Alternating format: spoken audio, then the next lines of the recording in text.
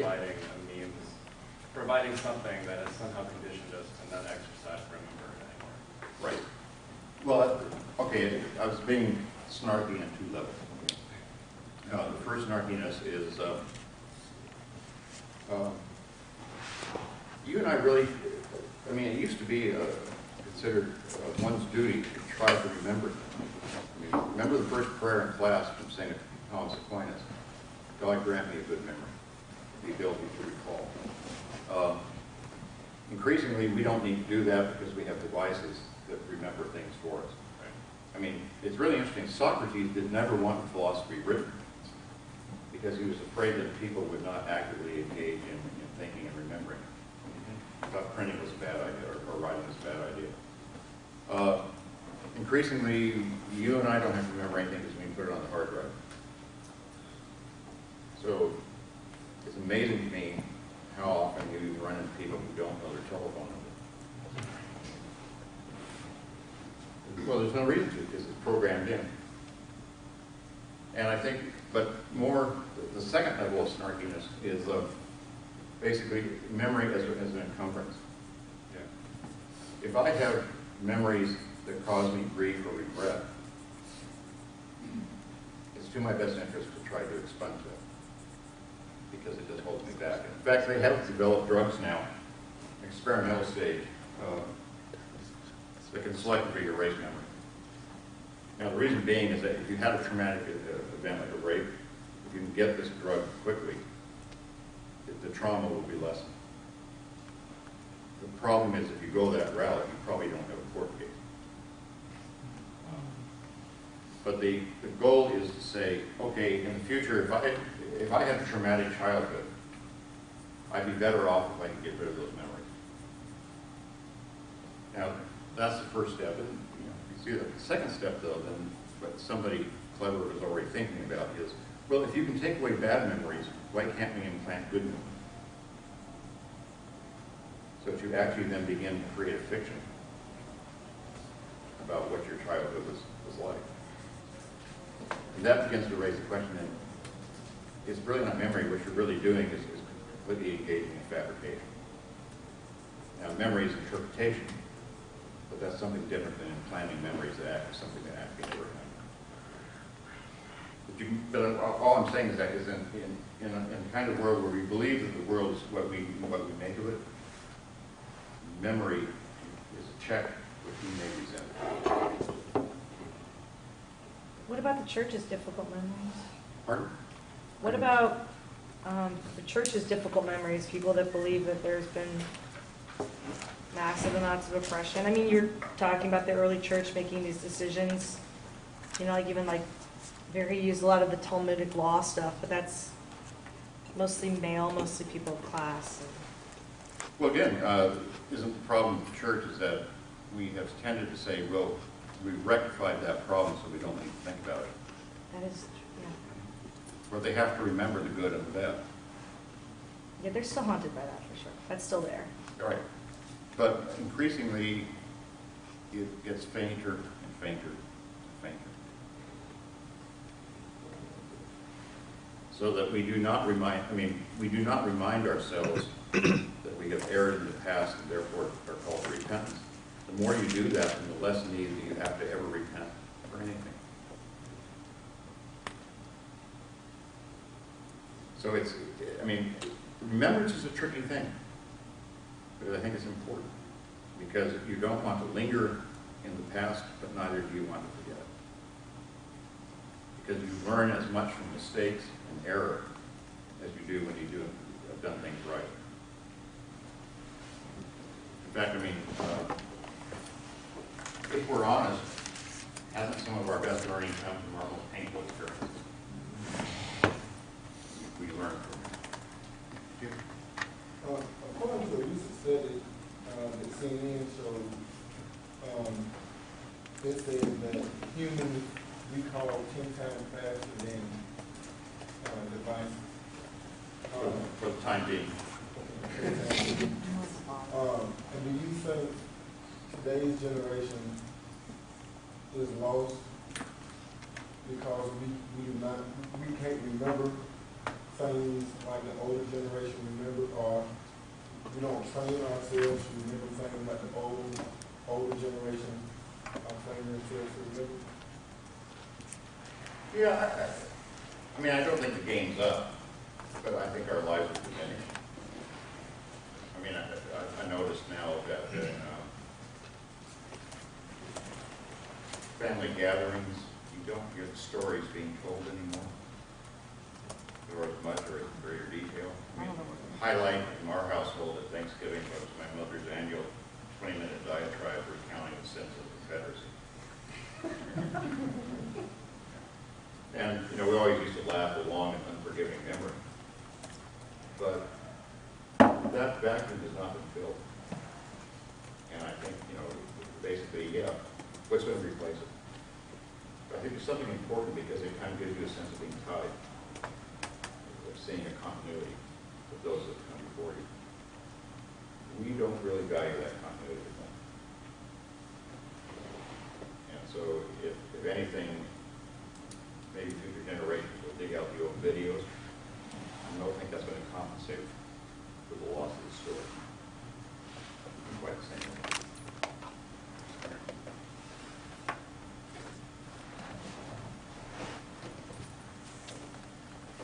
Now, it's a very interesting test case, I think, in thinking about ethics on something that may seem incredibly strange to us.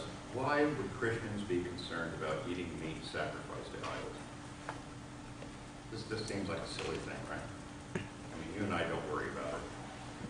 When was the last time you went to Dominic and said, "Is this meat been sacrificed to idols?" Right? But it was an important issue, and why? The issue was faced both in the marketplace and while eating in the homes of pagans. That is, you never knew when you went to the marketplace of Corinth where the meat came from. A good part of the meat came from the daily sacrifices made at the various temples and then was resold. And the issue was much more pointed for the Gentiles opposed to Jewish Christians.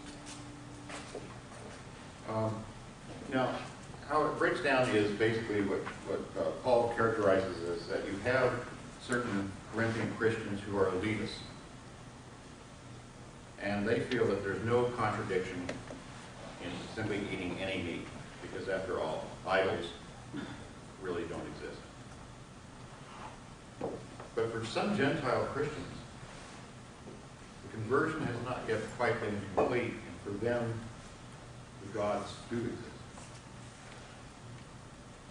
And to eat meat sacrificed to a god other than the Christian God means you are still in their power. You are still showing allegiance. An agreement. Pardon? An An agreement, yes. And therefore what Paul is saying is, what is the obligation of the strong Christian to the weak? They're up. Yes, and don't make your brother stumble. So what Paul is saying then is, look, you're right. There's no problem eating this meat. But if it makes your fellow Christians stumble, don't do it. Refrain. Now,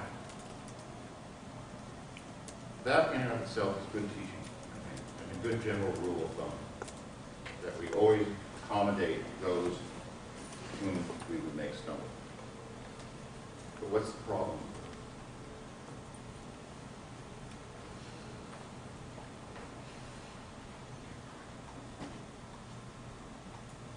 You're never going to really please anyone, is that when you're attempting to keep from making one person stumble, by doing so you may lead another. Well, there's that possibility. Let's say we could work that out. I mean, basically, it's complicated, but not beyond our capacity to do that. Okay. But what is, if you take it a step further, can't what Paul would call the weak person always trump the church?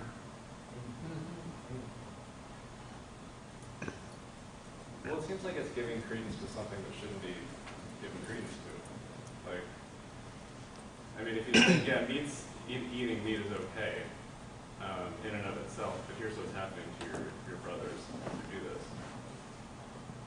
It just seems like I guess I'm trying to understand his argument really. Like, what really is the crux of it? Like, The crux of it is that you are really forcing a person to do something that they believe is wrong. and they believe it's wrong Because this meat has been sacrificed to an idol. You may know that that's not a problem, but to them it still is a problem because they come from a Gentile world that believes the gods are very active in the world. And so what I'm saying is, should that belief that the gods are still active in the world, should that be a belief that is enabled? Like, aren't you saying in a way, like, aren't you lending credence to that belief when you're saying, look, this is what they believe, you better stop eating meat so that... Well, but I think Paul would say, look, I'm not enabling it. It's just at this point it can't be overcome. Okay. So you have to accommodate the weakness. But what I'm raising is the other thing is the trumping. What if someone is never ready for the ordination of women?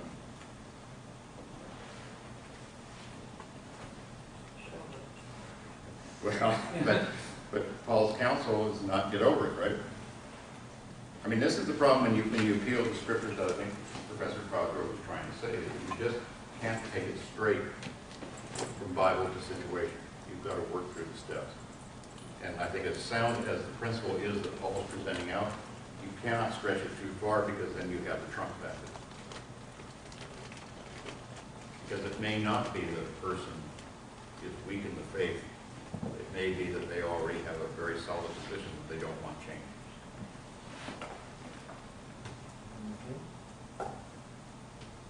So, and pick your issue. You can begin to see that. So, any questions or comments on that? Because I think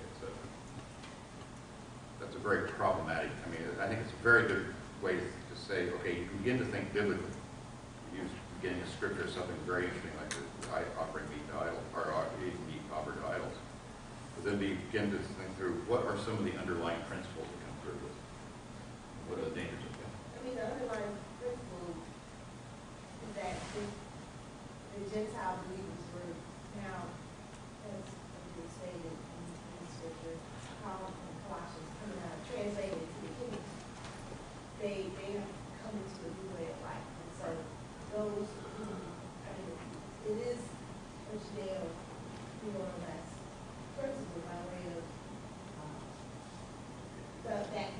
they are already used to that way of life. So in order to bear them up so that they too are able to come up to this standard of living, although you know this has no effect by way of, it doesn't affect your relationship with God. Right. But the essence is that you're still bearing them up, you're growing them up into maturity.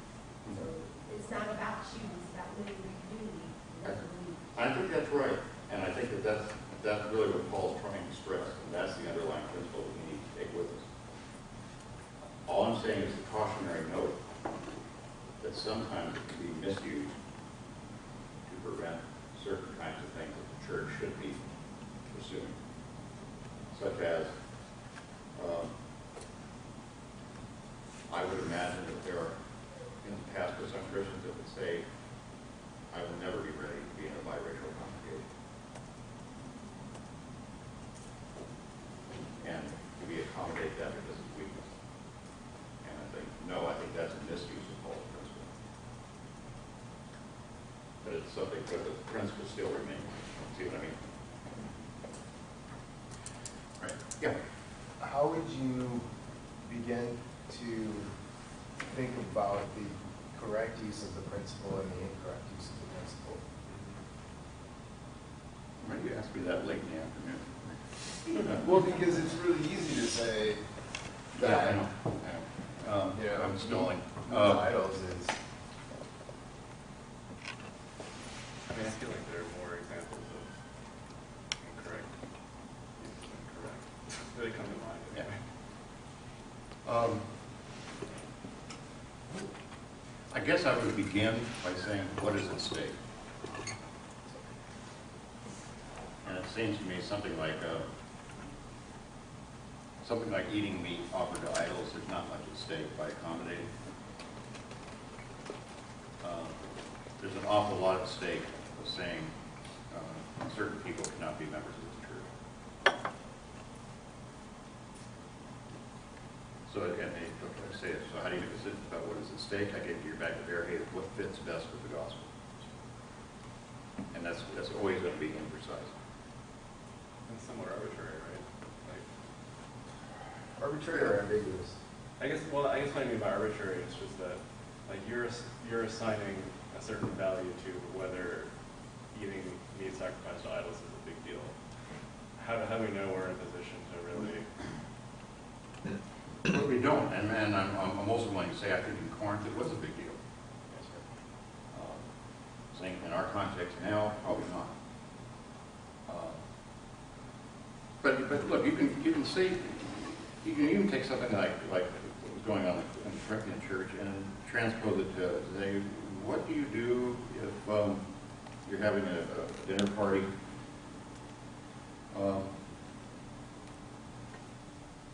and you're having vegetarians?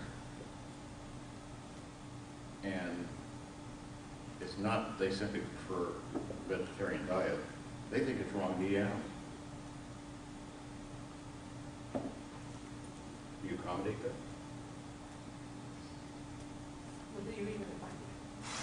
Pardon? Do you even invite them? Well, I don't. If you know, No, but you, if they but have you, that but kind you, of a belief. but you don't know that until the Oh, night. you don't? Okay, that's different. Okay. So you don't, you're inviting people. Well, also out of Christian hospitality, shouldn't I invite my fellow Christians? But I would think that if I did that. Not that I do. If I did that, I would just be mindful of what, their preferences. I don't know that that would cause me to alter my entire menu. Right, but now the real blessing that may come out of this is if in fact you have fellow Christians who are offended by the eating of meat, then this will finally destroy the dreaded potluck supper. Because whoever invented the potluck supper has much to atone for and it did good. All right. But I mean, but to get back to, again, so that becomes a very interesting question in our context about what do you serve? Because now increasingly you also have people who have different kinds of not just dietary needs, but preferences, and based on moral convictions. So what about the scripture in which Paul talks about being unequally yoked with the unbelief?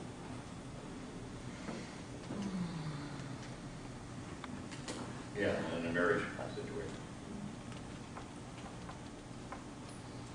Well, he certainly doesn't counsel leaving them. In fact, his counsel is to stay with them if they reject you. That's if you're already married. I'm saying, I'm talking about dating, when she dates someone who is not a believer. Jesus Christ. Okay, I'm not following you, please. So in that context, what you talked about, that's if someone is already married. Right. One person is married. Right. With someone who's not a believer, they're already married and they become a believer. Right. But in that particular scripture, it has been often used to tell singles not to date someone who is not believer. To not be unequally yoked with someone who is not a believer. I'd be honest with you, I haven't given much thought. But my initial response is God calls us into some very interesting opportunities. Dr. Waters, Okay. Yes, can I speak to that one? if you wish. Sorry. I figured either myself or Winter would try and I think part of how because that was my exact argument for the longest time, and then my significant other gets thrown into my path and happens to be a polytheist, and it's interesting because You're not a real polytheist? yes, Okay. and technically a pan-polytheist. But it's been interesting because what happened over the course of our relationship was that despite my identifying as a Christian and him identifying as a pagan, in its legitimate term, we found that there were actually equal levels of faith. And that even though our object of faith was different, our object of worship was different, the intentionality around faith was on par with each other. And I think the context to which Paul was speaking, first of all, very different contexts. I do agree that there was a difference between people who were believers and single and pursuing relationship versus people who were in relationship already and then converted. But I think in a modern context, we have to, I do think we have to readdress the notion of what does it mean to be unequally yoked, in terms of what happens in a relationship where there is a significant difference of faith, but also may challenge us to look for more intersections rather than differences. And so, I mean, I have a number of friends who couldn't be in a relationship with someone who wasn't also a Christian. And for them, that would be being unequally yoked, but I don't think there's a universal standard. Fair enough. Yeah, remind me after class to tell you that C.S. Lewis's views of pagans is very interesting. I'm sure it's C.S. Lewis, I'm curious. No, it was right here. All right. Yeah, let me think more. I can try to get back to you next week. Remind me, okay? I mean, in all seriousness, I just have not thought much about that. I'm very interested in this. Now, the hard part about what we're talking about is, let's be real, the kind of church that Verity is talking about probably doesn't exist. And what I just keep thinking is, even if it did, in the actions or the motion, the Western mindset within those actions or motions in a community would still distort this like romanticized image of what it means to deliberate and to discern, etc. Well, you don't even have to accuse the West of this as fate of any collection of people. That's very true. I mean, the one thing that, after all, that all humans hold in common, we're sinners. Mm-hmm. And so we have a great capacity to distort this about anything. Right. And as long as we recognize that, what Verity is saying is, you're right, the church I'm describing doesn't exist. But simply because contemporary churches are less than perfect does not prevent our confidence to engage in Christian moral liberation and discernment. We're not off the hook. We must nonetheless try to deliver peace. And I think that's right, but that means building up trust and relationships in the congregation. Doesn't it not? I mean, actually what we're talking about is when we begin the pastoral care. Build that trust. So I mean, I think one of the worst things that can happen is when the new minister comes in and says, basically, you've been doing it wrong, I'm going to tell you how to do it right. Yeah. Pardon? I said, I was agreeing with you. Oh, I just heard the stupid part, not just. Yeah, I said, you're right.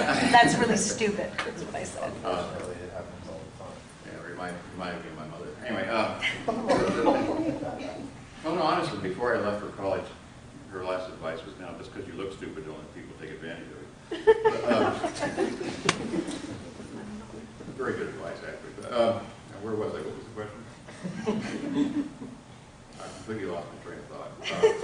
As you come in, people will go a lot farther with you if they trust you. That's right. Even if they disagree with you, if they trust you, they'll be willing to engage in a larger range of discernment and engage. And I think that's what Barry is talking about, is that moral deliberation is not unconnected with pastoral care. The two go hand in hand.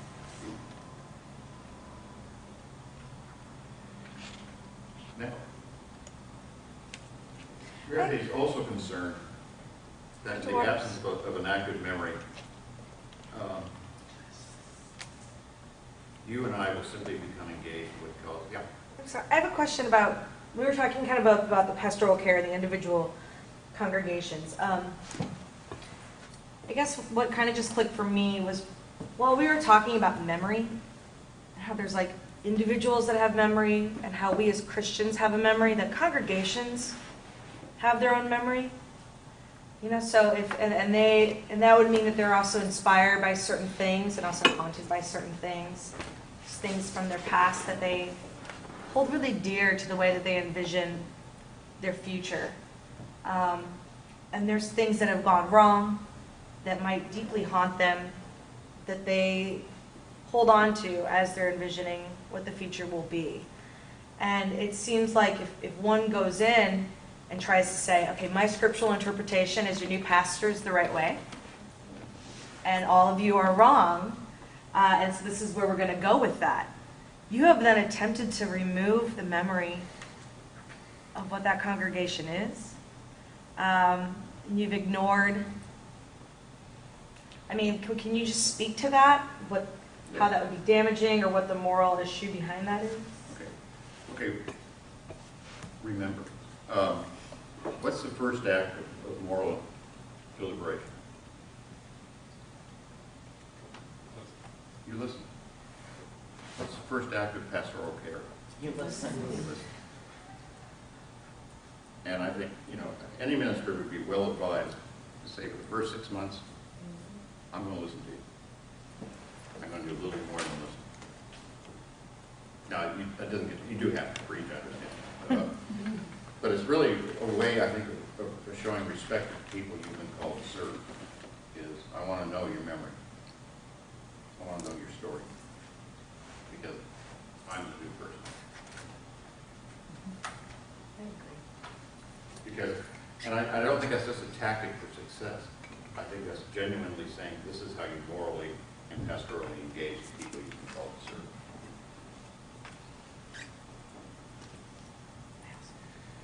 Now, what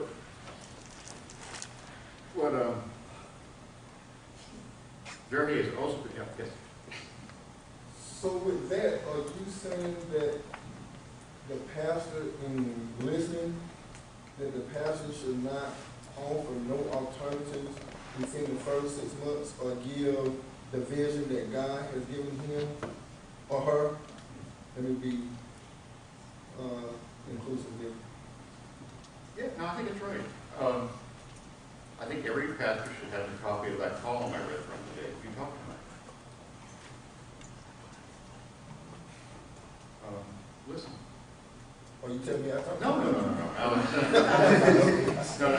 But I mean, I think it's very good advice to the new pastor is don't talk so much. Listen.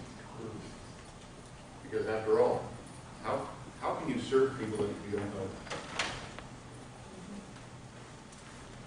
And the best way to know people is to have them tell their story about their memories. And also then you learn something about their hopes. And then after you listen, then you speak. And you speak in a way which invites further conversation. I think that's what Barry is really trying to model, is this notion of how do you keep the conversation going once it's gotten started.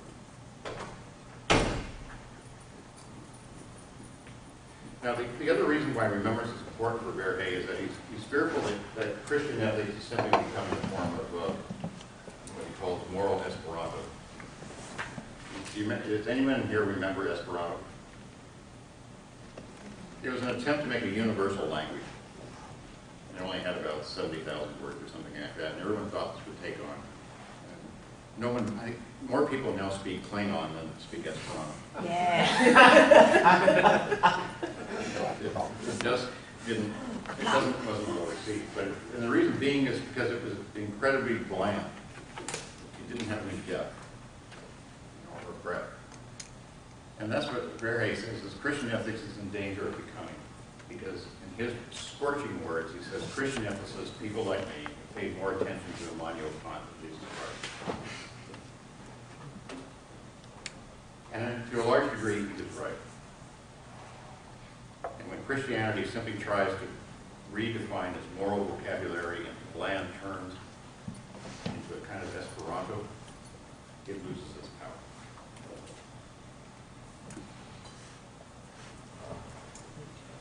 And that's what I think, again,